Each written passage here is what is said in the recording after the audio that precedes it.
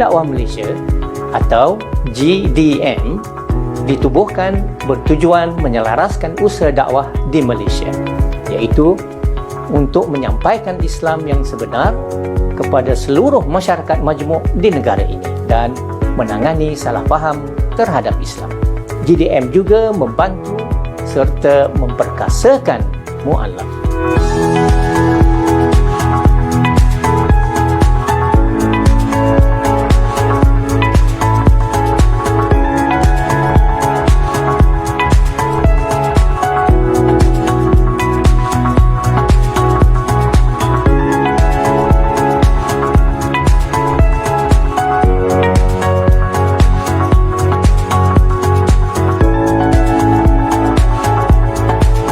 Wawasan GDM. Yang pertama, masyarakat majmuk yang faham dan senang dengan Islam. Yang kedua, masyarakat majmuk menerima Islam. Ketiga, mengekalkan yang sudah Islam agar istiqomah bersama Islam. Keempat, menjadi negara Islam contoh dalam dakwah kepada masyarakat majmuk.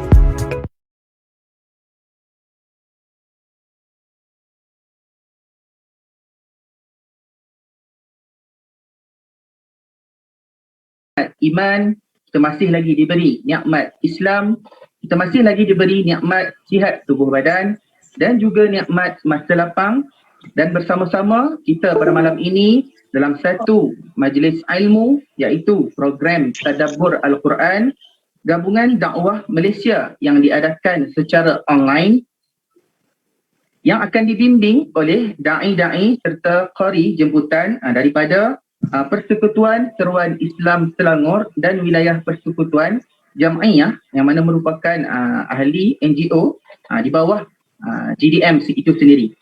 Baik, untuk makluman tuan-tuan sidang penonton yang hadir bersama-sama pada malam ini merupakan kali kedua Jam'iyah dijemput untuk membimbing Tadabbur Al-Quran. Kali pertama hari itu kita dijemput untuk membimbing pada Januari yang lalu. Dan pada malam ini Alhamdulillah masih lagi diberi kepercayaan untuk membimbing Tadabbur Al-Quran, iaitu kita akan baca surah Al-Ahzab ayat yang 70 hingga 73. Baik, bagi memberkati majlis kita pada malam ini, marilah kita sama-sama mulakan dengan bacaan Ummul Kitab Al-Fatihah dan doa. A'udzu billahi minasyaitonir rajim. Bismillahirrahmanirrahim. Alhamdulillahi rabbil alamin. Arrahmanirrahim. Maliki yaumiddin. Iyyaka na'budu wa iyyaka nasta'in. Ihdinas siratal mustaqim. Siratal ladzina an'amta 'alaihim ghairil maghdubi 'alaihim waladdallin. Amin. Baik, kita baca doa bersama-sama. Bismillahirrahmanirrahim. Alhamdulillahi rabbil alamin wal 'aqibatu lil muttaqin wala 'udwana illa 'alal zalimin. Wassalatu wassalamu ala asyrafil anbiya'i wal mursalin wa khatamin nabiyyin wa ala alihi wa ashabihi ajma'in. Allahumma rabbana taqabbal minna innaka antas sami'ul 'alim. وتب علينا إنك أنت التواب الرحيم واهدنا ووفقنا إلى الحق وإلى صراط المستقيم ببركة القرآن العظيم. اللهم افتح علينا حكمتك وانشر علينا من خزائن رحمتك يا أرحم الراحمين. اللهم زينا بزينة القرآن وأكرمنا بكرامة القرآن وشرفنا بشرافة القرآن وألبسنا بخلعة القرآن وأدخلنا الجنة بشفاعة القرآن وعافنا من كل بلاء الدنيا وعذاب الآخرة بحرمة القرآن.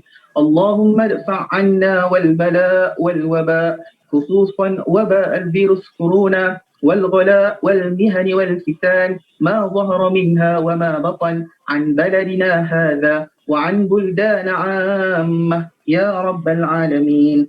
اللهم اجعل جمعنا هذا جمعا مرحوما وتفرقنا من بعده تفرقا معصوما ربنا آتنا في الدنيا حسنة وفي الآخرة حسنة وقنا عذاب النار وصلى الله على سيدنا محمد وعلى آله وصحبه وسلم والحمد لله رب العالمين. Recording in progress. Amin amin ya rabbal alamin. Alhamdulillah. Syukur sekali lagi kita panjatkan kepada Allah Subhanahu Wa Taala.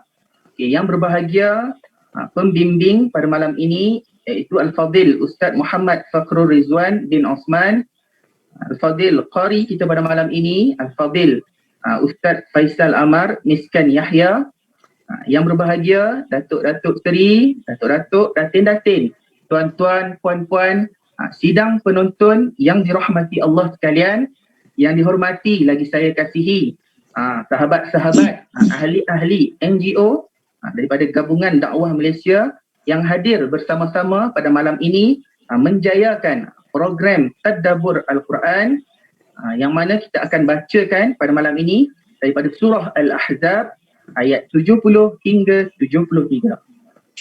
Baik, tanpa melengahkan masa, dengan ini saya menjemput qari kita pada malam ini Al-Fadil Ustaz Faisal Amar Miskan Yahya untuk membacakan surah Al-Ahzab ayat 70 hingga 73 berserta terjemahan. Majlis dengan segala hormatnya menjemput dan mempersilakan. Assalamualaikum warahmatullahi wabarakatuh. Waalaikumsalam warahmatullahi wabarakatuh. A'udzu billahi minasy syaithanir rajim.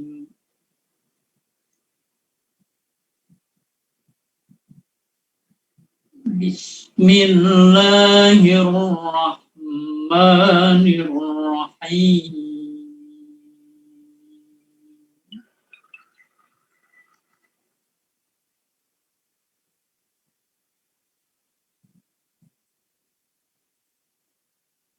Ya ayyuhalladzina amanu taqullaha wa qulu qawlan sadida.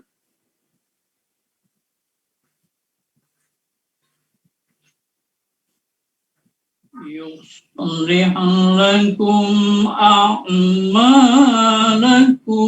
ويغفر لكم ذنوبكم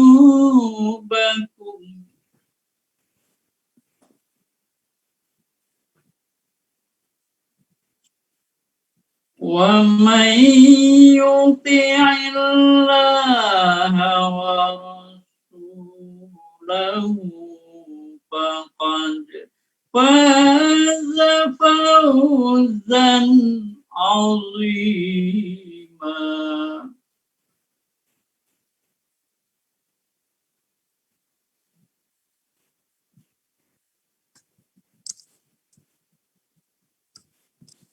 إنا عرضنا الأمانة على السماوات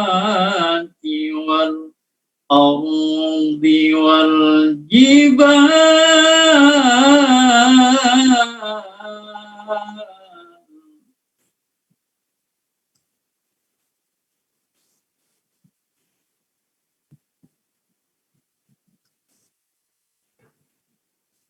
فأبين أن يحملنها وأشفقن منها وحملها الإنسان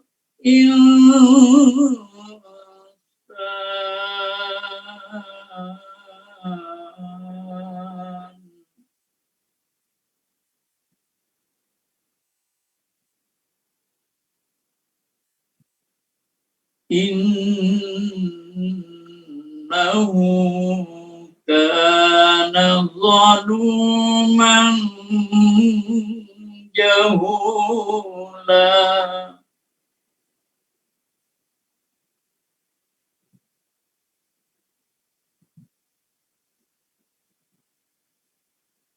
ليعذب الله المنافقين والمنافقات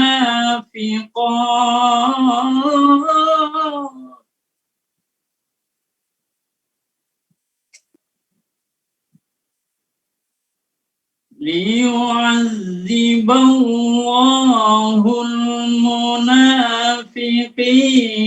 والمنافقات والمشركين والمشركات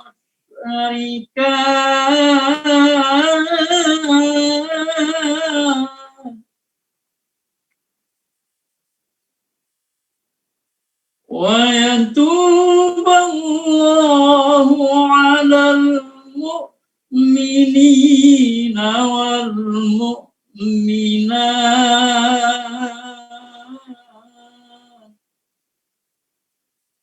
وكان الله غفورا رحيما صدق الله العظيم.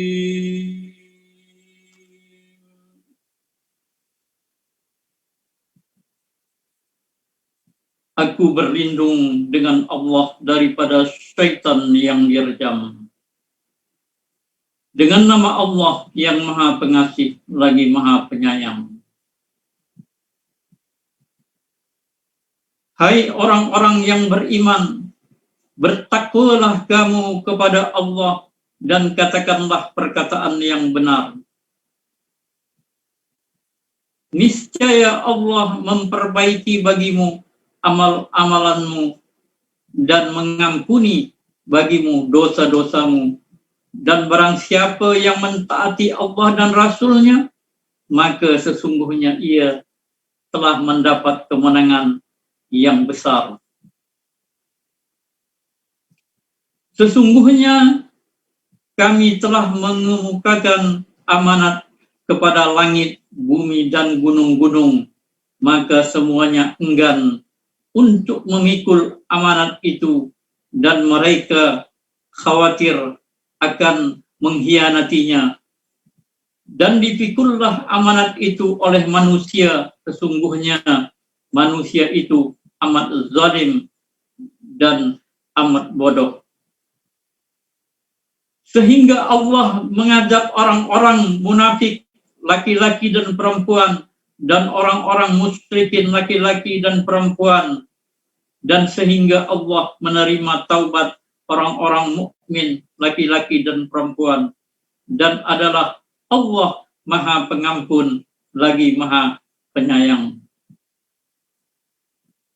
Sadaqallahul Azim.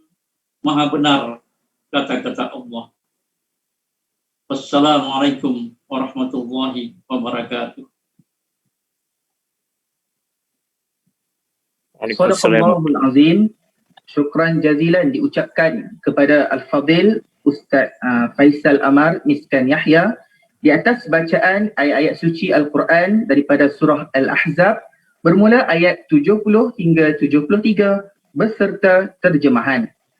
Sebelum kita teruskan program tadabbur ayat suci Al-Quran surah Al-Ahzab sebentar tadi, saya minta jasa baik tuan-tuan dan puan-puan yang sedang menonton walau di mana sahaja anda berada sekarang ini untuk kongsikan video ini supaya rakan-rakan kita di luar sana dapat sama-sama mengikuti majlis ataupun program tadabbur Al-Quran kita pada malam ini, dan semoga kita semua mendapat manfaat daripada program ini, insya-Allah. Baik, seterusnya pihak majlis dengan segala hormatnya menjemput dan mempersilakan pembimbing kita pada malam ini, iaitu Al-Fadil Ustaz Muhammad Fakrul Rizwan bin Osman untuk mengenalkan atau untuk memberi pencerahan ataupun penerangan berkaitan ayat suci Al-Quran yang dibacakan sebentar tadi daripada surah Al-Ahzab bermula ayat 70 hingga 73. Dengan segala hormatnya, majlis menjemput dan mempersilakan. Bismillahirrahmanirrahim. Assalamualaikum warahmatullahi wabarakatuh. Terima kasih kepada juruacara Ustaz Afiq Arif. Alhamdulillahirabbil alamin wa bihi nasta'in wa afdhalus salati wa atammu taslimi ala sayyidil anbiya'i wal mursalin wa imamil muttaqin wa qudwatin nasi ajma'in wa ala alihi wa ashabihi wa atba'ihi wa man hada bihadihi wastanna bisunnatihi ila yaumiddin. Subhanaka la ilma lana illa ma 'allamtana innaka antal alimul hakim. Rabbi shrah li sadri wa yassir li amri wahlul 'uqdatam min lisani yafqahu qawli. Qala Allah subhanahu wa ta'ala fi kitabihil aziz, afala yatadabbaruna al-Qur'an walau kana min 'indi ghairillahi lawajadu fihi ikhtilafan katsira. Shadaqallahul azim wa ba'd. Saya muliakan juruacara majlis serta seluruh para asatizah, Datuk Datuk, Jenatin, tuan-tuan, puan-puan yang dirahmati Allah Subhanahu wa taala, serta tidak dilupakan sedang penonton yang menonton secara live di laman Facebook GDM. Mudah-mudahan pertemuan kita pada malam ini dirahmati dan diberkati oleh Allah Subhanahu wa taala. Syukur kepada Allah Subhanahu wa taala kerana memberi peluang kepada kita untuk bertemu, dan kita melafazkan syukur kepada Allah Subhanahu wa taala kerana memilih kita untuk berada di dalam majlis ini, yang mana majlis ini kita harapkan ia termasuk di dalam salah satu yang disabdakan oleh Nabi sallallahu alaihi wasallam, tidak berkumpulnya satu kaum, majtama'a qaumun fi baitin min buyutillah, ataupun tidak berkumpulnya satu kaum itu di rumah Allah ataupun di satu-satu tempat, yatluna kitab Allah, mereka itu membaca ayat-ayat Allah Subhanahu wa taala, wa yatadarasunahu bainahum, dan mereka mempelajari selok-belok daripada ayat yang terkandung di dalam Al-Quran, illa nazalat alaihimus sakinah, melainkan Allah Subhanahu wa taala akan menurunkan ketenangan kepada mereka, wa ghasyiyatuhumur rahmah, dan akan melimpahkan ke dalam majlis mereka itu dengan rahmat, wa haffathumul malaikah, dan Allah Subhanahu wa taala memerintahkan para malaikat untuk menebarkan sayap-sayap mereka kepada orang yang berada di dalam majlis tersebut. Dan yang istimewanya, Allah Subhanahu wa taala akan membuat satu perkara, iaitu wa dzakarahumullahu fi man indah. Allah Subhanahu wa taala akan menyebut nama setiap seorang yang berada di dalam majlis tersebut di sisi kepada makhluk yang berada di sisi Allah Subhanahu wa taala. Itulah ada makhluk-makhluk yang terpilih dari kalangan para anbiya, para malaikat dan sebagainya. Tuan-tuan, puan-puan, para asatizah yang dirahmati Allah Subhanahu wa taala, kita telah pun mendengar bacaan daripada Ustaz Faizal Amar daripada ayat surah Al-Ahzab bermula dengan ayat 70 sehingga ayat 73 dengan beberapa tarannum yang dibawa oleh beliau. Alhamdulillah. Dan kita nak berkongsi pada malam ini, tuan-tuan dan puan sekalian, bukan saya nak mengajar kepada tuan-tuan dan puan sekalian, saya percaya ada dalam kalangan kita ini yang lebih alim, yang lebih tahu dan yang lebih alim daripada orang yang bercakap. Jadi kita akan berkongsi. Saya akan memulakan perkongsian ini bersama dengan tuan-tuan dan puan sekalian, dan kemudian saya difahamkan kita akan buka kepada tuan-tuan dan puan sekalian untuk sama-sama berkongsi istifadah, faedah-faedah yang boleh kita ambil daripada ayat yang kita dengarkan sebentar tadi. Baik, izinkan saya untuk share slide yang saya buat.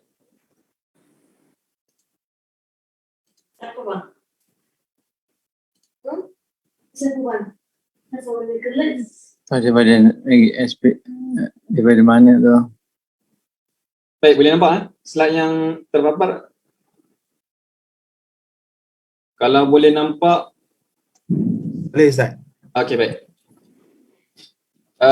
Saya mulakan mana yang disebutkan di dalam ayat yang telah dibacakan. A'udzubillahi minasyaitonirrajim. يا أيها الذين آمنوا اتقوا الله وقولوا قولا سديدا يصلح لكم أعمالكم ويغفر لكم ذنوبكم ومن يطع الله ورسوله فقد فاز فوزا عظيما إنا عرضنا الأمانة على السماوات والأرض والجبال فأبين أن يحملنها وأشفقن منها وحملها الإنسان إنه كان ظلوما جهولا ليعذب الله المنافقين والمنافقات والمشركين والمشركات ويتوب الله على المؤمنين والمؤمنات وكان الله غفورا رحيما. Sadaqallahul Azim. Seperti mana ayat ini yang telah pun dibacakan sebentar tadi bersama dengan terjemahannya, ayat ini terkandung dalam surah Al-Ahzab dan ini adalah latar belakang daripada surah tersebut. Surah Al-Ahzab merupakan surah Madaniyah bagi siapa yang baru mengikuti ataupun yang baru dengar. Mungkin ada di kalangan penonton kita yang baru dengar surah Madaniyah ataupun ayat Madaniyah, ayat Makkiyah dan sebagainya. Jadi secara ringkasnya adalah surah Madaniyah ataupun ayat Madaniyah ini adalah ayat yang diturunkan oleh Allah Subhanahu wa taala kepada baginda Nabi sallallahu alaihi wasallam selepas daripada berlakunya hijrah. Selepas daripada berlakunya hijrah walaupun ayat tersebut turun di Mekah. Walaupun ayat tersebut turun di Mekah.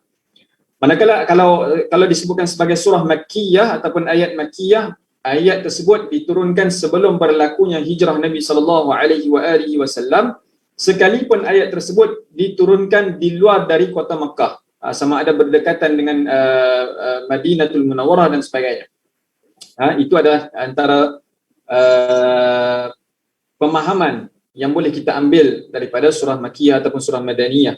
Sebenarnya ada banyak lagi ciri-ciri yang boleh disebutkan, cuma saya nak ringkaskan sebab kita nak membahaskan ataupun kita nak berkongsi dengan topik yang disebutkan iaitu pada perbahasan ayat 70 hingga ayat 73. Jadi surah Al-Ahzab ini mengandungi 73 ayat dan Syekh Ali As-Sabuni di dalam tafsirnya Safwatut Tafasir menyebutkan bahawa surah ini dirangkumkan kepada tiga noktah ataupun 3 poin yang utama, iaitu yang pertamanya disebutkan tentang poin al-adabul islamiyah, menerangkan tentang adab-adab yang Allah Subhanahu wa taala sebutkan di dalam ayat tersebut, bagaimana kita nak berinteraksi dengan Nabi sallallahu alaihi wasallam, bagaimana kita nak berinteraksi dengan para ummahatul mukminin radhiyallahu taala anha,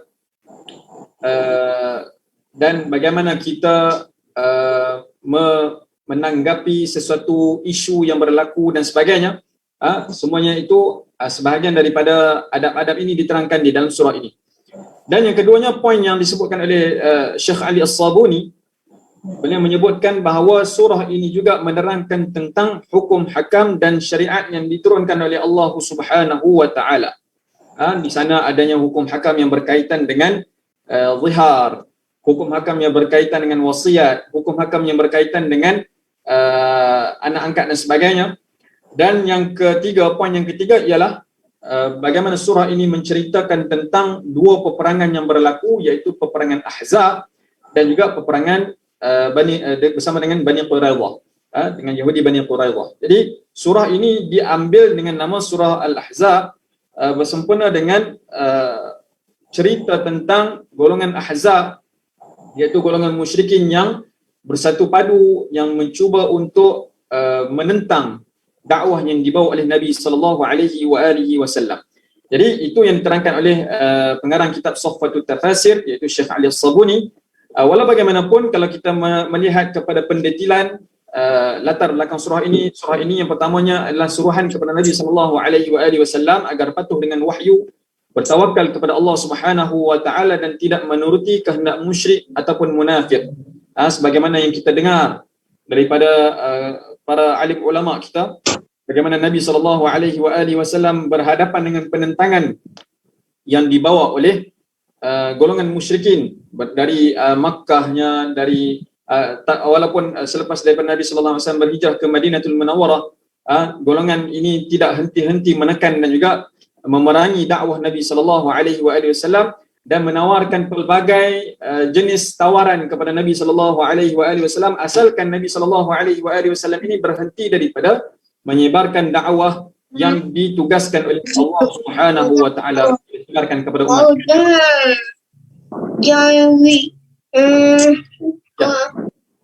Dan yang keduanya ialah Allah Subhanahu wa taala menyebutkan tiada dua hati dalam satu badan, iaitu Allah Subhanahu wa taala nak mengajarkan kepada kita bahawa matlamat kehidupan kita hanyalah satu, iaitu kita menyembah Allah Subhanahu wa taala, mengabdikan diri kita kepada Allah Subhanahu wa taala dan tidak melakukan perbuatan syirik. Tidak melakukan perbuatan syirik. Dan yang ketiga ialah Allah Subhanahu wa taala menjelaskan kedudukan Nabi sallallahu alaihi wasallam yang lebih perlu diutamakan dan dihormati berbanding diri kita sendiri. Bagaimana dengan keadaan kita, keutamaan diri kita apabila berhadapan dengan keutamaan Nabi sallallahu alaihi wasallam, dan juga bagaimana keutamaan yang perlu diberikan kepada isteri-isteri Nabi sallallahu alaihi wasallam yang digelarkan sebagai ummahatul mukminin, iaitu ibu-ibu bagi orang yang beriman. Jadi mereka ini mempunyai ataupun Nabi sallallahu alaihi wasallam dan juga para ummahatul mukminin ini mempunyai kedudukan yang istimewa yang perlu untuk diberi penghormatan dan diberi keutamaan. Dan yang keempat ialah menerangkan tentang pewarisan harta pusaka. Yang kelima ialah menerangkan perihal ummahatul mukminin yang lebih besar tanggungjawab dan tinggi kedudukannya. Bagaimana Allah Subhanahu wa taala memberi pilihan kepada ummahatul mukminin. Kalau tak sanggup untuk hidup dengan Nabi sallallahu alaihi wasallam, ya tidak menjadi masalah. Allah Subhanahu wa taala akan memerintahkan supaya diberikan pampasan kepada mereka, tetapi sekiranya mereka memilih untuk hidup bersama dengan Nabi sallallahu alaihi wasallam, maka di sana Allah Subhanahu wa taala akan membalas kebaikan itu dengan balasan yang tidak disangka-sangka pada hari akhirat dan ditinggikan darjat. Dan yang keenam ialah Rasulullah sallallahu alaihi wasallam sebagai penutup bagi sekalian para nabi. Baik. Kata kunci daripada penerangan kita pada malam ini ialah barang siapa yang mentaati Allah dan Rasulnya, maka sesungguhnya dia mendapat kemenangan yang agung. Ini diambil daripada surah Al-Ahzab ayat 71. Wa may yuti'illaha wa rasulahu faqad faza fawzan 'azima. Ini adalah kata kunci kepada penerangan kita pada malam ini. Baik, kenapa kita mengambil ayat ini sebagai kata kunci? Kita melihat di dalam Al-Quran Allah Subhanahu wa taala, sebelum kita nak masuk kepada penerangan ayat ini ataupun kita nak menjelaskan perihal ayat ini, di dalam Al-Quran ada beberapa kalimah qaulan yang Allah Subhanahu wa taala turunkan. Ada di sana yang disebutkan sebagai qaulan karima, iaitu di dalam surah Al-Isra, bagaimana Allah Subhanahu wa taala menyuruh kita untuk bercakap dengan kalimah-kalimah yang mulia kepada kedua ibu bapa kita. Wa qulu qaulan karima. Kemudian Allah Subhanahu wa taala ada menyebutkan tentang qaulan ma'rufa, ada beberapa tempat qaulan ma'rufa ini. Kemudian ada qaulan sadida, ada dua tempat berkaitan dengan qaulan sadida, qaulan baligha, qaulan maisura dan juga qaulan layyinan. Qaulan layyinan ini adalah bagaimana Allah Subhanahu wa taala memerintahkan kepada Sayyidina Musa dan juga Sayyidina Harun alaihi wassalam untuk bertemu dengan Firaun, berdakwah kepada Firaun, dan Allah Subhanahu wa taala memerintahkan faqula lahu qaulan layyinan, supaya kita bercakap dengan nada ataupun intonasi ataupun dengan kaedah yang lembut supaya supaya Firaun ini terbuka hati kepada dakwah yang dibawa oleh Sayyidina Musa dan juga Sayyidina Harun alaihi wa ala nabiyina afdhalus salatu wassalam. Jadi saya tidak berhajat untuk menerangkan secara detail kalimah-kalimah qaulan yang tercatat di dalam Al-Quran ini. Mungkin tuan-tuan dan puan boleh screenshot ataupun ambil gambar kalimah-kalimah ini dan cuba cari ayat-ayat yang termaktub yang berkaitan dengan qaulan karima, qaulan ma'rufa dan sebagainya. Dan disebutkan di dalam kebanyakan tafsir bagaimana setiap daripada satu kalimah ini ataupun pengulangan kalimah yang berlaku, contohnya qaulan ma'rufa, ada beberapa tempat yang berlaku qaulan ma'rufa, di sana adanya konteks-konteks yang tertentu yang Allah Subhanahu wa taala jelaskan berdasarkan dengan kalimah tersebut. Jadi setiap daripada ayat ataupun setiap daripada kalimah ini akan membawa kepada makna-makna yang tertentu berdasarkan dengan konteks yang termaktub di dalam ayat tersebut. Baik. Kita melihat kepada ayat yang dinyatakan di dalam Al-Quran, bagaimana Allah Subhanahu wa taala memerintahkan kepada orang beriman. Allah Subhanahu wa taala seru kepada orang beriman. Ini satu lagi ciri-ciri bagaimana kita nak mengenali surah ini ataupun ayat ini ayat madaniyah ataupun tidak. Apabila Allah Subhanahu wa taala memulakan perkataannya dengan ya ayyuhalladzina amanu, itu menunjukkan bahawa ayat itu adalah ayat madaniyah. Jadi Allah Subhanahu wa taala seru siapa? Seru orang beriman. Siapakah orang beriman? Adalah orang yang menerima risalah dakwah yang dibawa oleh Nabi sallallahu alaihi wasallam, beriman dengan Allah Subhanahu wa taala, beriman dengan Nabi sallallahu alaihi wasallam, beriman dengan kitab-kitab yang diturunkan oleh Allah Subhanahu wa taala, beriman dengan hari akhirat, dan kita mengharapkan agar kita ini termasuk di dalam kelompok orang beriman. Apa kata Allah Subhanahu wa taala? Apa perintah Allah? Ya ayyuhalladzina amanu ittaqullah. Bertakwalah kamu kepada Allah Subhanahu wa taala. Tuan-tuan dan puan-puan yang dirahmati Allah Subhanahu wa taala, cerita pasal takwa ini, kita akan melihat banyak sekali definisi takwa yang didatangkan oleh para ulama, yang mana kita boleh simpulkan bagaimana takwa ini adalah imtithal bi awamiri, iaitu kita melaksanakan apa yang diperintahkan oleh Allah Subhanahu wa taala, wajtinabun nawahi, ataupun dan juga kita meninggalkan, dalam masa yang sama kita meninggalkan apa yang ditegah oleh Allah Subhanahu wa taala lewat daripada apa yang disampaikan oleh Nabi sallallahu alaihi wasallam. Bahkan di dalam definisi yang lain, Sayyidina Ali karramallahu wajhah wa radhiyallahu taala anhu alaihi salam. Tuan-tuan dan puan-puan sekalian, bagi Sayyidina Ali dan juga ahli bait yang lain, kita dibolehkan untuk menyebut dengan tiga doa kepada mereka, iaitu radhiyallahu taala anhu alaihi salam dan juga karramallahu wajhah. Ini untuk Sayyidina Ali. Kalau untuk ahli bait yang lain kita boleh menyebutkan tentang alaihi salam. Baik. Jadi kata Sayyidina Ali, apakah itu takwa? Yang pertama yang kata Sayyidina Ali adalah ar-ridha bil qalil. Kita rida dengan apa yang sedikit yang diberikan oleh Allah Subhanahu wa taala, meyakini bahawa semua ini adalah pemberian daripada Allah Subhanahu wa taala, tidak kira banyak ataupun sedikit, kita akan rida dengan apa yang diberikan oleh Allah Subhanahu wa taala. Yang keduanya adalah wal amalu bit tanzil, dan beramal dengan apa yang diturunkan oleh Allah Subhanahu wa taala daripada Al-Quran yang didatangkan kepada Nabi sallallahu alaihi wasallam. Ar-ridha bil qalil wal amal bit tanzil. Yang ketiganya ialah dia semua ada 4. Ar-ridha bil qalil wal amal bit tanzil.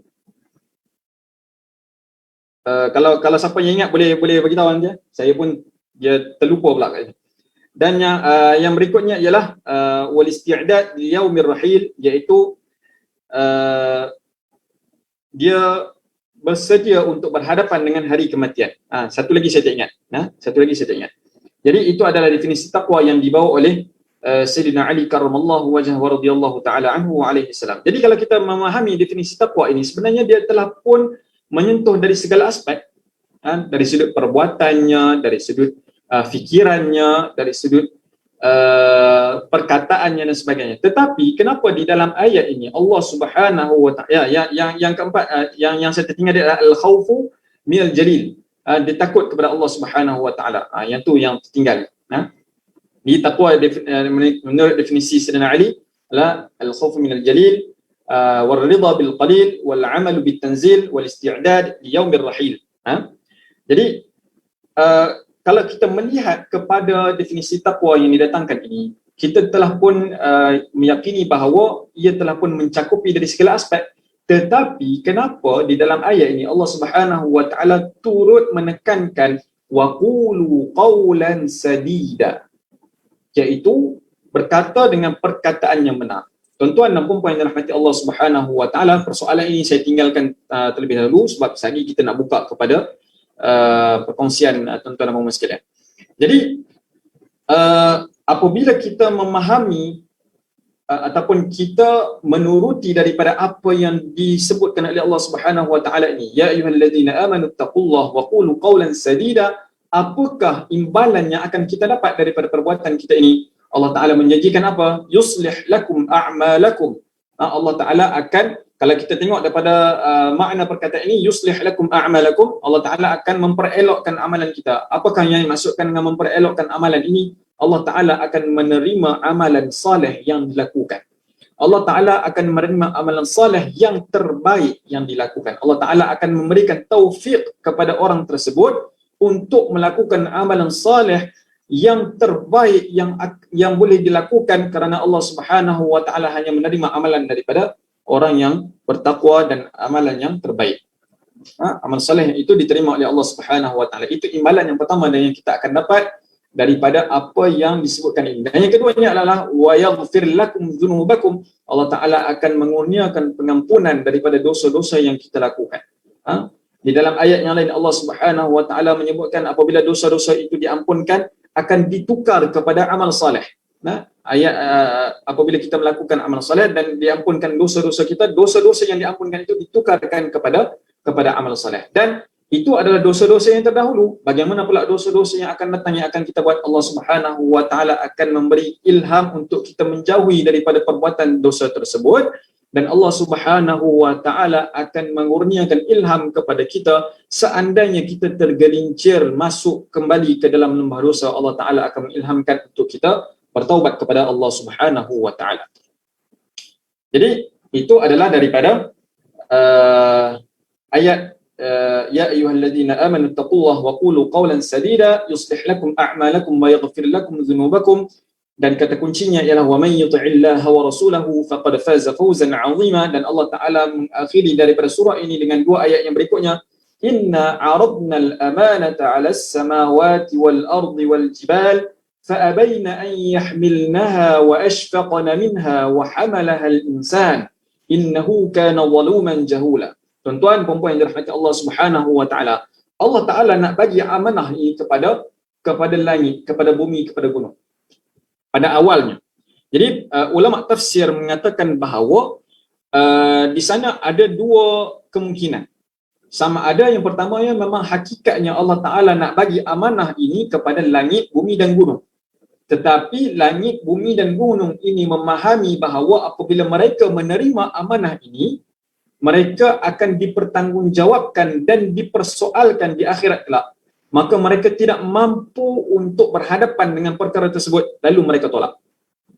Itu adalah pandangan yang pertama di dalam kalau kita melihat kepada tafsir-tafsir yang menerangkan tentang ayat ini. Pandangan yang kedua mengatakan bahawa ia adalah satu bentuk majaz yang didatangkan oleh Allah Subhanahu wa Ta'ala nak menggambarkan Allah Ta'ala sebut inna 'aradna al-amanata 'ala as-samawati wal ardi wal jibal fa abayna ahyamilnaha wa ashfaqna minha. Langit, bumi dan gunung ini adalah makhluk Allah Ta'ala yang maha besar. Mereka ini mempunyai kekuatan yang luar biasa daripada makhluk yang bernama manusia. Mereka ini tidak goyah, tidak mampu diganggu gugat oleh mana-mana kuasa yang lemah seperti mana manusia. Tetapi Allah Ta'ala nak mengatakan bahawa sebesar-besar makhluk ini, besar lagi amanah yang nak didatangkan. Kerana itu Allah Ta'ala mengatakan bahawa kalaulah kami bagi kepada langit, bumi dan gunung ini, maka mereka nescaya akan mereka tolak. Tetapi yang sanggup memikul amanah ini adalah manusia. Hal ini disebutkan, perkara ini disokong seperti mana yang disebutkan dalam surah Al-Hasyr, "Lau anzalna hadzal Qur'an 'ala jabalin." Kalaulah Al-Quran ini diturunkan ke atas satu gunung, "la ra'aitahu khashi'an mutasaddi'an min khasyatillah." Kamu akan memerhatikan bahawa gunung itu akan pecah kerana takutkan Allah Subhanahu wa Ta'ala. Itu adalah tamthilan yang Allah Subhanahu wa Ta'ala nak bawa kepada kita. Jadi kita telah pun melihat bahawa di sana ada dua pemahaman, iaitu sama ada secara hakikat pada awal kejadian Allah Ta'ala nak bagi amanah ini kepada makhluk-makhluk ini, ataupun secara tamthilannya Allah Ta'ala nak menggambarkan bahawa sebesar-besar makhluk yang diciptakan ini, besar lagi amanah yang nak dipertanggungjawabkan, dan manusia ini sanggup menerima amanah ini dengan Allah Subhanahu wa Ta'ala menerangkan sejak daripada awal manusia ini ada dua sifat yang yang dilazimi oleh makhluk yang bernama manusia, iaitu zaluman jahula. Allah Ta'ala mendatangkan satu bentuk bersangatan zalimnya manusia ini dan bersangatan jahilnya manusia ini kerana sanggup untuk memikul amanah. Tuan-tuan dan puan yang dirahmati Allah Subhanahu wa taala, para ulama tafsir mengatakan bahawa amanah yang nak didatangkan kepada makhluk-makhluk ini adalah satu bentuk pilihan. Satu bentuk pilihan, bukan satu bentuk ilzam, bukan satu bentuk kewajipan. Maka mereka menolak ini bukanlah menolak kerana ingkar akan perintah Allah Subhanahu wa taala, akan tetapi mereka menolak kerana tidak mampu untuk menanggung permasalahan ataupun persoalan yang akan dipertanggungjawabkan kepada mereka di hari akhirat kelak. Jadi yang sanggup menerimanya adalah manusia. Dan kita melihat kepada amanah yang didatangkan kepada manusia ini, Allah Ta'ala kata liyu'adziballahu al-munafiqina wal-munafiqat wal-musyrikina wal-musyrikat wa yatuballahu 'alal mu'minina wal-mu'minat wa kana Allahu ghafurar rahima. Jadi amanah ini dia akan membawa kepada dua implikasi. Sama ada manusia itu akan diazab oleh Allah Subhanahu wa taala ataupun akan diberikan pengampunan. Kenapa Allah Ta'ala kata diberi pengampunan? Sebab manusia ini tidak sunyi daripada kesilapan. Amanah yang dipertanggungjawabkan kepada kita dan amanah yang dimaksudkan di dalam ayat ini, tuan-tuan dan puan sekalian yang dirahmati Allah Subhanahu wa taala, bukan sekadar amanah yang kita faham dari sudut kepimpinan. Tetapi berkata Sayyidina Ibn Abbas radhiyallahu taala anhuma, amanah ini ialah yang merangkumi semua jenis amanah, sama ada dari sudut amanah itu dari sudut kefarduan yang diamanahkan oleh Allah Subhanahu wa taala ataupun wajib-wajib syar'i yang lain ataupun taklif-taklif yang lain yang diperturunkan oleh Allah Subhanahu wa taala. Maksudnya amanah ini bersifat umum. Jadi apabila disebutkan amanah ini bersifat umum dan manusia ini seringkali melakukan kesilapan demi kesilapan, maka Allah Subhanahu wa taala menyebutkan wa yatuballahu 'alal mu'minina wal mu'minat wa kana Allahu ghafurar rahima. Tuan-tuan dan puan sekalian, apabila kita menyebutkan ataupun kita melihat flow amanah itu kepada manusia, maka bagaimana kita nak mengira bahawa perkara itu merupakan adalah satu amanah yang didatangkan oleh Allah Subhanahu wa taala kepada manusia? Yang pertama kita melihat ialah bentuk perjanjian antara pemberi dan penerima. Allah Subhanahu wa taala memberi amanah itu dan kita menerima amanah yang didatangkan oleh Allah Subhanahu wa taala lewat daripada apa yang didatangkan oleh Nabi sallallahu alaihi wasallam melalui perjanjian. Antaranya bila mana Allah Subhanahu wa taala mengamanahkan kepada kita untuk menunaikan solat misalnya. Ataupun Allah Subhanahu wa taala memberikan amanah kepada kita untuk menunaikan amanah ataupun memberikan amanah itu kepada mereka yang berhak. Innallaha yamurukum an tu'addul amanati ila ahliha wa idza hakamtum bainan nasi an tahkumu bil 'adl. Innallaha ni'ma ya'idhukum bih. Innallaha kana sami'an basira. Itu yang pertama. Kemudian yang kedua ialah keadaan yang mengikat antara pemberi dan penerima. Adanya perjanjian antara pemberi dan penerima. Yang ketiga ialah ada gambaran sesuatu yang diberikan berdasarkan kepercayaan. Allah Ta'ala bagi amanah itu kepada manusia dengan satu simbol kepercayaan bahawa manusia ini mampu untuk melakukan perkara tersebut. Dan yang keempatnya adalah perjanjian itu. Perjanjian yang diikat berdasarkan kepercayaan itu mestilah disempurnakan dengan baik. Ataupun implikasinya kalau tidak disempurnakan dengan baik, maka kita akan menghadapan dengan azab dan siksa daripada Allah Subhanahu wa taala. Kita tidak membahaskan lam yang terkandung pada liyu'adziballahu al-munafiqina wal munafiqat. Lam yang terkandung pada liyu'adziba. Kita tidak membahaskan sama ada lam ini adalah lam ta'lil ataupun lam yang disebutkan sebagai apa? Allahumma salli ala sayyidina Muhammad.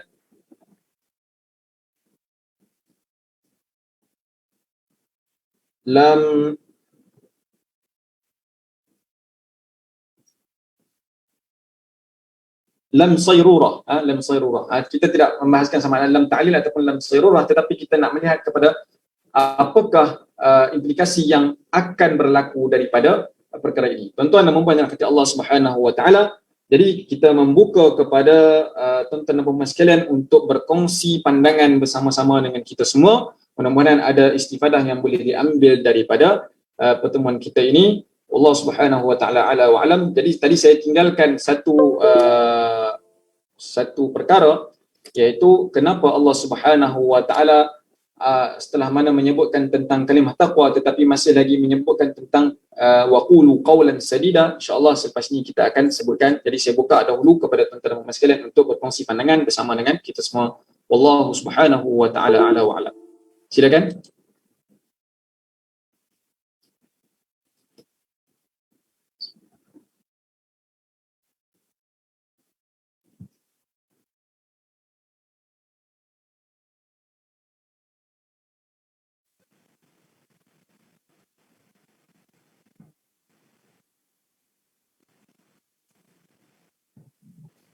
Silakan kalau ada pandangan. Kita baru tafsir ayat tadabbur ayat 70 ya. Macam mana macam? Kalau tak ada tambahan terus je tadabburkan ayat-ayat seterusnya.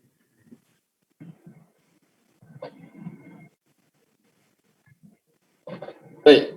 Tuan-tuan puan-puan rahmati Allah Subhanahu wa taala, kita menyebutkan bahawa Allah Subhanahu wa taala telah pun menjelaskan ya ayyuhalladzina amanu taqullaha wa qulu qawlan sadida. Allah taala telah pun menyebutkan wahai orang beriman bertakwalah kepada Allah Subhanahu wa taala dan berkatalah dengan perkataan yang benar. Di sana ada beberapa perkara yang perlu untuk kita ambil perhatian.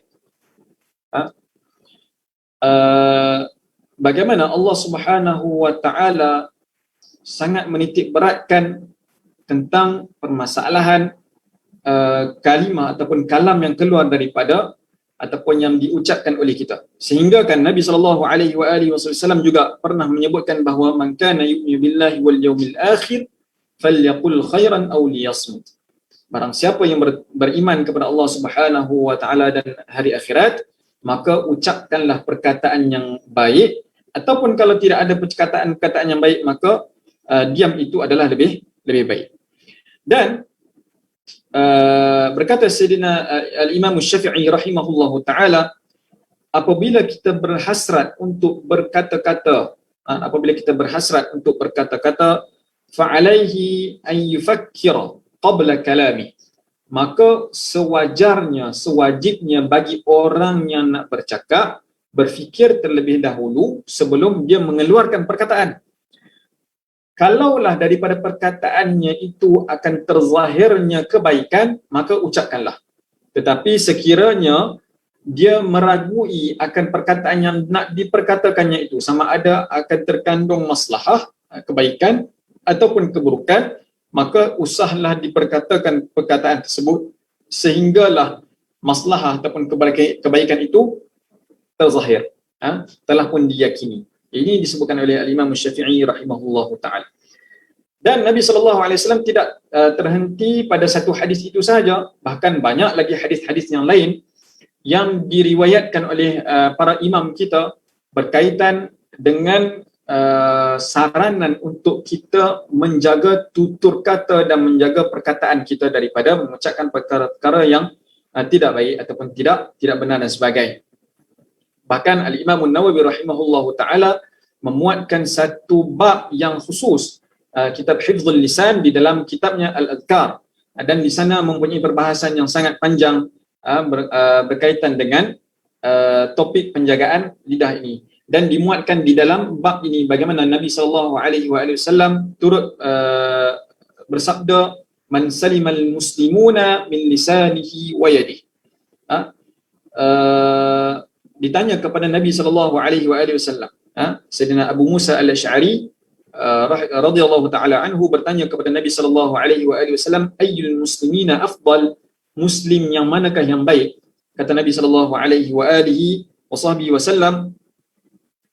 iaitulah mereka yang dinisbahkan man salimal muslimuna min lisanihi wa yadihi, iaitu yang menyelamatkan muslim yang lain daripada kejahatan lisannya dan juga kejahatan perbuatannya. Tuan-tuan dan puan-puan yang dirahmati Allah Subhanahu wa taala, kenapa Nabi SAW mendahulukan perkataan lisanihi berbanding wayadi?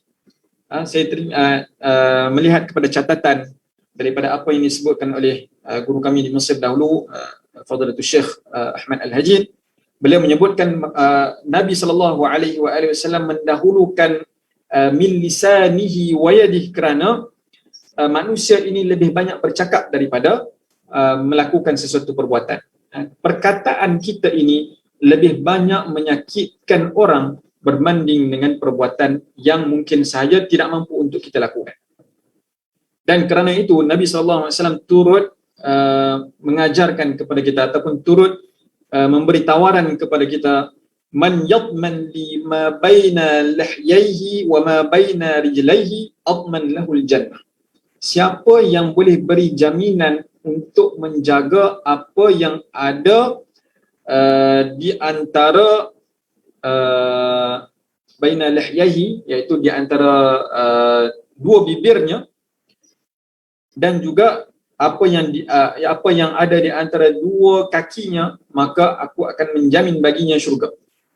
Apakah yang dimaksudkan dengan hadis ini?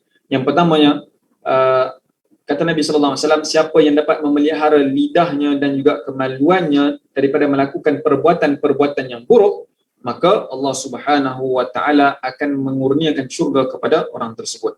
Kerana lidah ini adalah makhluk yang tidak bertulang, tetapi lidah ini juga sangat-sangat memberikan kesan kepada orang ramai. Dan di dalam ayat ini Allah Subhanahu wa Ta'ala memerintahkan kepada kita supaya waqulu qawlan sadida, supaya kita bercakap dengan perkataan-perkataan yang benar.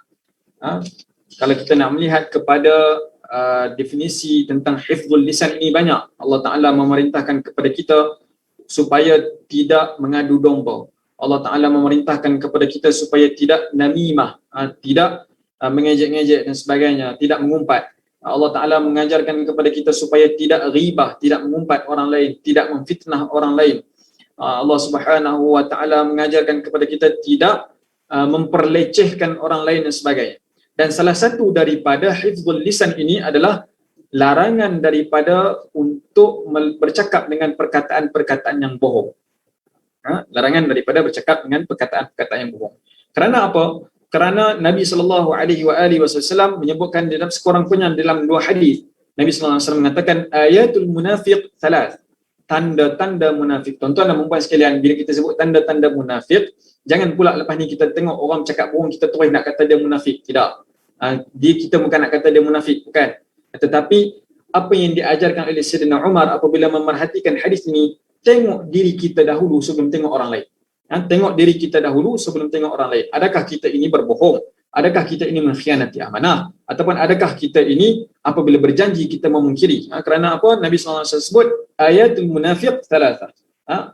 Tanda-tanda orang munafik ini ada tiga. Idza haddatha kadzaba, apabila dia bercakap dia berbohong. Apabila sekali berbohong, dia akan membawa kepada pembohongan yang kedua, pembohongan yang ketiga, pembohongan yang keempat dan sebagainya. Dia akan berterusan untuk berbohong. Wa idza wa'ada akhlafa, dan apabila dia berjanji, dia akan memungkiri janjinya. Orang yang memungkiri janji akan membawa kepada berbohong. Wa idza tumina khana, dan apabila diberi amanah, dia akan berkhianat kepada amanah yang diberikan kepadanya, juga akan dibawa kepada perbuatan berbohong. Dalam hadis yang lain Nabi sallallahu alaihi wasallam sebut arba'un man kunna fihi kana munafiqan khalisan wa man kanat fihi khaslatun minhunna kanat fihi khaslatun min nifaqin hatta yada'aha. Ada tanda-tanda, salah satu daripada tanda-tanda ini, maka dia ada tanda-tanda ataupun ciri-ciri orang munafik sehinggalah dia meninggalkan perkara tersebut. Iaitu yang pertamanya ialah idza tumina khana, apabila dia bercakap dia berbohong, apabila dia diberikan amanah dia khianat. Wa idza haddatha kadzaba, apabila dia bercakap dia berbohong. Wa idza ahada ghadara wa idza khasama fajara, dia berjanji dia mungkir, dan juga bila dia bergaduh dia nak menang. Ini adalah tanda-tanda yang disebutkan oleh Nabi sallallahu alaihi wa alihi wasahbihi wa baraka wasallam. Tuan-tuan dan puan yang dirahmati Allah Subhanahu wa Ta'ala, bercakap juga tentang soal berbohong ini, ada tiga pengecualian. Ada tiga pengecualian yang disebutkan oleh para ulama. Tiga perkara ini tidak dikira berbohong. Yang pertama sekali, apabila kita nak mendamaikan dua orang yang sedang bergaduh. Itu yang pertama. Yang kedua, apabila kita nak menyelamatkan nyawa seseorang, dan yang ketiga ialah apabila kita nak memulihkan keadaan rumah tangga antara suami dan isteri yang sedang bergaduh. Jadi apa yang menariknya daripada perkara ini, Al-Imam Al-Ghazali rahimahullahu ta'ala menyebutkan bahawa perkataan-perkataan yang dikeluarkan ini adalah wasilah, adalah jalan untuk menuju kepada tujuan perkara tersebut, sama ada dengan cara berbohong ataupun dengan cara yang betul. Tetapi sekiranya kita nak mencapai satu tujuan yang baik, tidak ada cara lain. Okey, tidak ada cara lain. Highlightkan dekat sini. Tidak ada cara lain melainkan perlu untuk berbohong, maka berbohong itu tidak dikira sebagai satu kesalahan. Ini disebutkan oleh Al-Imam Al-Ghazali rahimahullahu ta'ala. Jadi 3 pengecualian ini sahaja ataupun 3 kondisi ini sahaja yang dibenarkan untuk berbohong, iaitu apabila kita nak mendamaikan dua saudara yang bergaduh, kita nak menyelamatkan nyawa orang lain, ataupun kita nak memulihkan rumah tangga seseorang yang sedang goyah. Itu sahaja yang dibenarkan di dalam Islam. Jadi kerana itu Allah Subhanahu wa taala memberikan penekanan sebab soal urusan lidah ini ramai orang tergelincir dengan walaupun dia salatnya, walaupun dia puasanya dan sebagainya, tetapi apabila tidak menjaga makhluk yang bernama lidah ini, ramai yang orang akan tergelincir dan akan membawanya kepada lembah kebinasaan, wal-iyad billah. Kerana itu Allah Subhanahu wa taala menekankan, selain daripada bertakwa kepada Allah Subhanahu wa taala, maka perlulah seseorang itu untuk menjaga kalimah-kalimah ataupun perkataan-perkataannya, kerana perkataan-perkataan ini akan mencorakkan perbuatannya. Perkataan-perkataan yang kita sebutkan akan mencorak perbuatan ataupun akan mempengaruhi hati kita, dan hati kita ini akan mencorak perbuatan dan juga kehidupan seharian kita. Wallahu subhanahu wa ta'ala a'la wa a'lam. Itu sahaja perkongsian saya pada malam ini. Saya mohon ampun dan maaf di atas keterlanjuran bahasa ataupun tersalah tutur bicara. Aqulu qawli hadza wa astaghfirullahal azim li wa lakum. Sekiranya tuan-tuan dan puan-puan mempunyai pandangan yang lain, saya buka dan saya persilakan untuk berkongsi dengan kita semua. Assalamualaikum warahmatullahi wabarakatuh.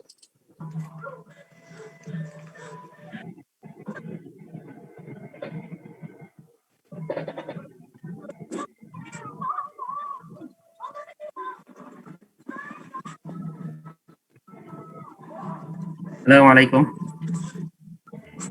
Assalamualaikum. Silakan. Sedikit tambahan. Boleh ya? Silakan. InsyaAllah. Okey, biasa bila kita tadabbur GDM ni, kita cuba korek poin-poin TDA ni dari segi tauhid, dari segi dakwah ataupun da'i dan juga akhlak. Tapi yang sempat saya korek tadabbur ni dari poin da'i ataupun dakwah, dari bidang da'i ataupun dakwah, memandangkan kita ni gabungan dakwah Malaysia, dan yang mana mengusahakan adalah gabungan NGO yang ada buat dakwah non-Muslim. Jadi poin D, iaitu dakwah ataupun da'i, dalam ayat 70 ialah sampaikan kebenaran, iaitu syahadah. Syahadah itu ialah kebenaran la ilaha illallah Muhammadar Rasulullah tu, itulah kebenaran yang utama yang kita semua para da'i dan umat Islam sebenarnya perlu sampaikan kepada semua. Jadi tidak boleh kita sorok kebenaran itu dan membiarkan manusia berada dalam kejahilan ataupun kesesatan. Dan dari poin D ayat 71, apa yang saya dapat tadabburkan dari ayat 71 ni ialah usaha dakwah non-Muslim ni iaitu tugas para rasul. Setiap rasul ialah mengusahakan dakwah kepada bukan Islam. Tugas dakwah non-Muslim ni membantu da'i baiki amalan, memang disebut dalam ayat tu. Maknanya tugas dakwah ni membawa manusia kepada kebenaran ni, membantu da'i baiki amalan dan selamatkan diri dari neraka. Ya, dan ayat 72 poin D atau dakwah ataupun da'i ni, da'i perlu sedarkan manusia bahawa amanah membuat pilihan. Dan tadi diceritakan tentang gunung, langit, bumi tak mampu memegang amanah tentang buat pilihan ni. Jadi poin di situ, dai perlu sedarkan manusia bahawa amanah membuat pilihan perlu digunakan dengan akal untuk mentauhidkan Allah. Jadi manusia itu perlu dijelaskan tentang ketauhidan Allah dan mereka perlu diberi faham dan membuat pilihan yang betul, memperakui bahawa Allah itulah Rabb, pencipta yang mereka perlu sembah, yang satu-satunya Tuhan yang mereka perlu sembah. Dan ayat terakhir, ayat 73 surah Al-Ahzab ni, poin D atau dakwah atau da'i, yang saya dapat korek atau fikirkan ialah da'i perlu berusaha membawa manusia keluar dari syirik untuk selamatkan mereka dari seksaan api neraka. Wallahu alam. Terima kasih kepada Haji Ghaffar Sharif. Ada lagi perkongsian atau pendapat? Kita buka dalam seminit 2 sebelum kita akhirkan kami.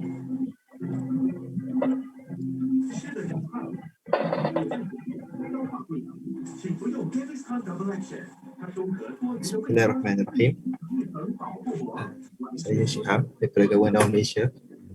Ya, silakan. Terima kasih kepada Ustaz Fakrul dah kongsikan tadi, sangat baik ya. Alhamdulillah.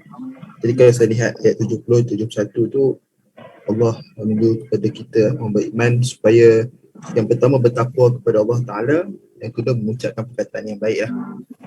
So perkataan yang baik tu kalau kita lihat orang bertakwa ni, Allah maksud kita faham daripada ayat ni supaya kita faham bahawa kalau kita nak bercakap tu, bercakaplah dengan berfikir dulu lah, berfikir dengan baik. Supaya kita tak, kalau kita bercakap apa sahaja, itu bukanlah ciri orang bertakwa lah. Khususnya dalam bab-bab ilmu hadis. Kalau kita belajar hadis, kita meriwayatkan hadis-hadis palsu misalnya, itu perkara yang bukanlah ciri orang bertakwa lah. Yang ketiga 71 tu adalah sambungan daripada 70 tu. Ciri orang yang bertakwa dan orang yang bercakap benar ni akan menatijahkan dua benda lah. Allah sebut di sini, yang pertama yuslih lakum a'malakum, membaiki amal-amalmu. Yang kedua mengampun dosa-dosa. Jadi kalau saya lihat, saya ada santuni mu'allaf ni kan, dia ada menceritakan tentang kisah hidup dia lah, bagaimana dia sebelum dia Islam ni, dia hidup di panas baran.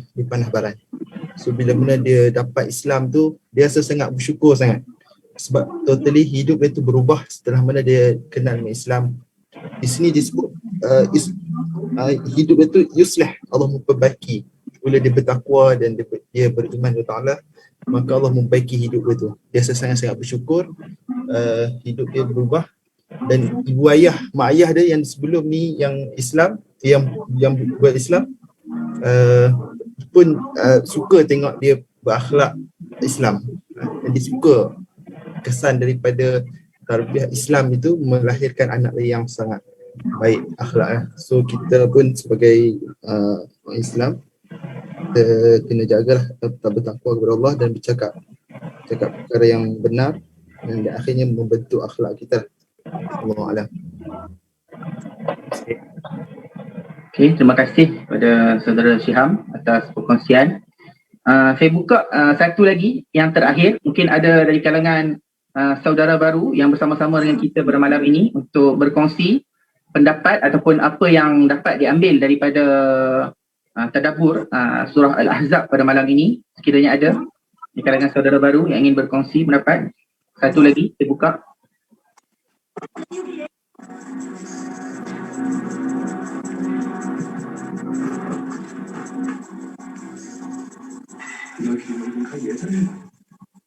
Ada ke? Tak ada dari kalangan saudara baru yang ingin berkongsi pendapat? Taan, kongsi sikit Taan. Wakil ya, silakan.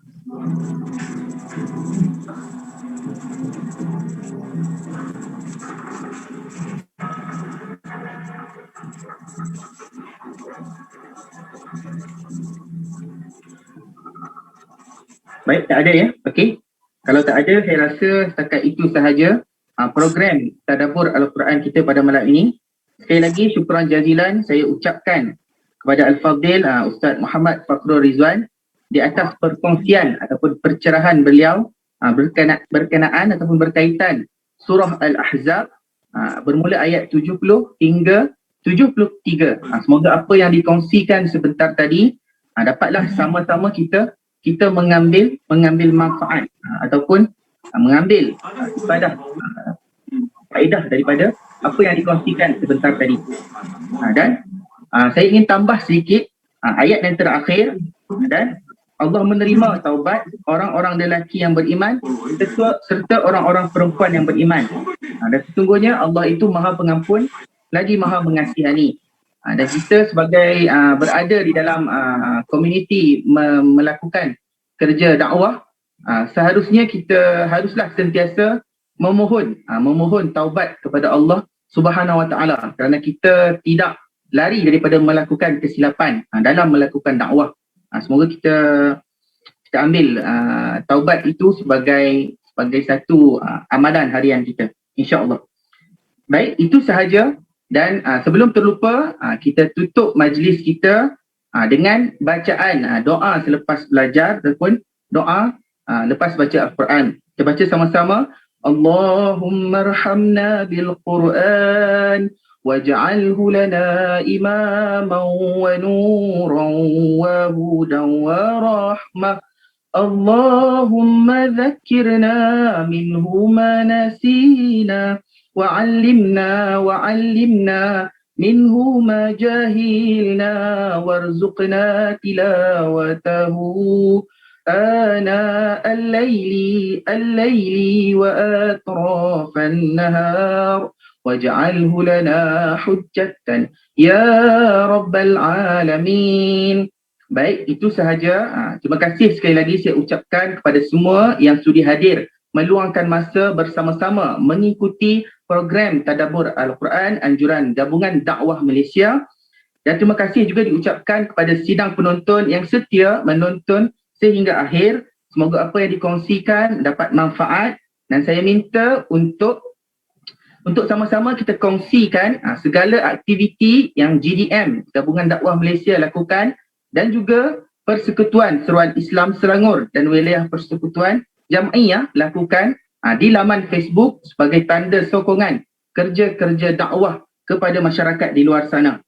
Baik, itu sahaja. Semoga kita berjumpa di lain masa. Jaga kesihatan, jaga SOP, dan kita tangguh majlis kita dengan bacaan tasbih kafarah dan suratul Asr. Subhanallahumma bihamdika. Ada pengumuman tak?